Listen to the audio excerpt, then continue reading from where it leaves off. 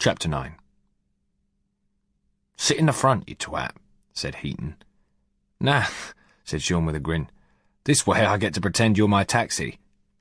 He'd climbed into the back seat of the Impreza and spread his arms over the rest. Heaton rolled his eyes. But he gunned the engine and the car pulled away. Heaton had dropped the girls off at Andover Station. Rachel had a train to catch, and Debs was seeing her up to London. Then he had run Sean back to barracks to get his overnight kit, and now they were heading back to the station again so that Sean could head into London himself. Sean and Rachel had exchanged a heavy goodbye kiss and a "see you then," both knowing full well that they wouldn't. They had both known it was for one night only, but a bloody good one. Sean knew for a fact that he had the best night of his life since getting out of Burnley.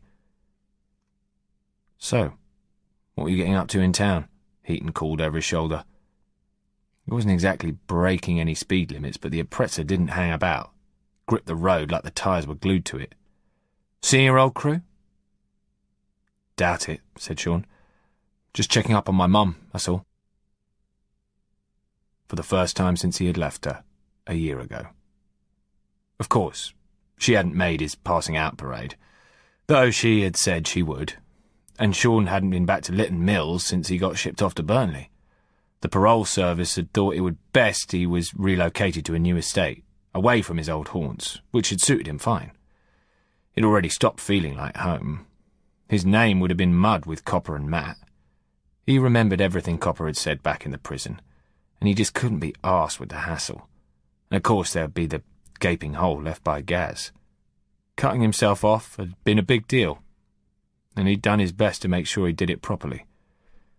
It had helped that PJ had been one of his mum's longer-term boyfriends. It had sounded like he was looking after her, so Sean hadn't needed to head back and check up. The occasional phone call was all he needed. Only PJ had finally gone the way they all did, so he thought it was about time he paid a visit. Make sure the silly cow was doing all right. Good man. But it's always handy to keep the old contacts alive, right? Never know when they could come in useful. Sean laughed. Yeah, because they'd be well useful in a firefight. Heaton shrugged, then grinned. "So, what do you think of the pad?" "Fucking A," Sean said sincerely. "I still can't believe it." He wondered if Heaton was on the lookout for a lodger in the spare room. No, that really would be weird. And unless Debs brought a friend along every time she stayed over, Sean would be the odd one out on other occasions. He had his pride. Heaton laughed. "Thing is," he continued as he shifted gear, "maybe I wasn't 100% truthful about my inheritance. It's the easy answer I give when I don't know someone that well. It's what I tell the neighbours. So, how? I worked for that place, Stenders. I earned every penny." Sean was all ears. Heaton earned that? On a corporal's pay? No. Heaton went on. "You have to make the army work for you too, right? So that's what I've done. Army pay only goes so far, so you have to use your head a little. Know what I mean? And that's how I have this." Heaton tapped the dashboard like he was giving an affectionate pat to a pet. "Then whatever it is you're doing, I want in," Sean joked. "I haven't even got a car." He knew a few other lads who had sidelines to their regular jobs. The army gave you skills that civvies were always on the lookout for. Some worked occasional nights as doormen in Andover or Salisbury. Nightclubs were always happy to bump up security with a soldier or two. Others bought and sold cars, upgrading each time so that they eventually ended up with a decent motor, though nothing like what Heaton was riding around in. "I might take you up on that," said Heaton. He looked at Sean in the mirror. He was smiling, but his eyes were serious.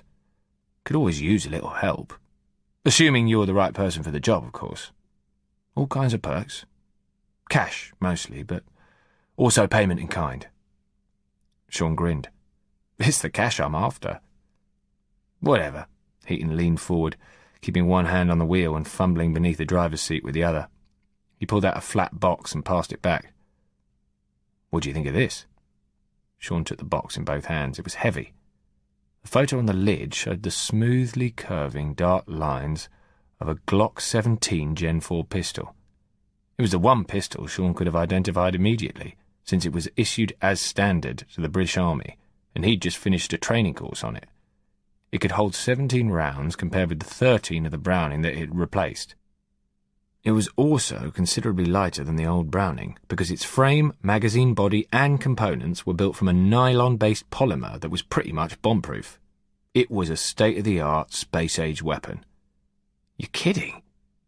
But it wasn't the picture of the Glock that surprised him. It was the logo next to it. A silhouetted figure of a huntsman with a rifle and the word airsoft. Sean had heard of airsoft, never seen it. Grown men running around in woods in camo playing soldiers with replica weapons, identical to the real thing on the outside, but modified inside to fire off plastic pellets with compressed gas or springs. To Sean, who handled a real-life SA-80 every day, it was laughable. You mean you run around with real weapons during the week and then you dick around with wannabe Rambos at the weekend too? He opened the box out of curiosity and whistled. Inside, as the box had told him, was a replica Glock. A very accurate replica, right down to the wear and tear detail on the moulded matte surface. "Give it a feel," said Heaton. "Only, don't wave it around. Police don't like seeing blokes in cars waving guns about. It's political correctness gone mad, but what can you do?" "So what, it's still a fake?" But Sean picked it up as invited. It sat comfortably in his hand with just the right weight and balance. The NSPs, the normal safety precautions, that had been drilled into him meant he automatically pulled back on the slide to reveal the chamber, and peered into it to check for rounds. It was the first thing any trained soldier did when picking up a fresh gun, to ensure they knew what state it was in. And suddenly, with a feeling like cold water trickling through his body, he knew that this wasn't a fake. This thing didn't fire bits of plastic. He was looking into a chamber that was precision engineered to take standard NATO 9mm parabellum rounds. This was real. Empty, but real. Caught. In the mirror, Heaton's eyes were cold. No one wants to be the next target, right? I'm just being preemptive. It saves time and bother if you keep it in a box that says it's not real, you know. So... Sean struggled to think this through. You've got a real Glock just knocking around in your car. It's all legal and licensed and signed for. Trust your corporal and put it back in the box. Sean did as he was told, quickly. Club bouncer? No. Whatever it was Heaton was doing, if it required his very own Glock, then he was into something way heavier than that.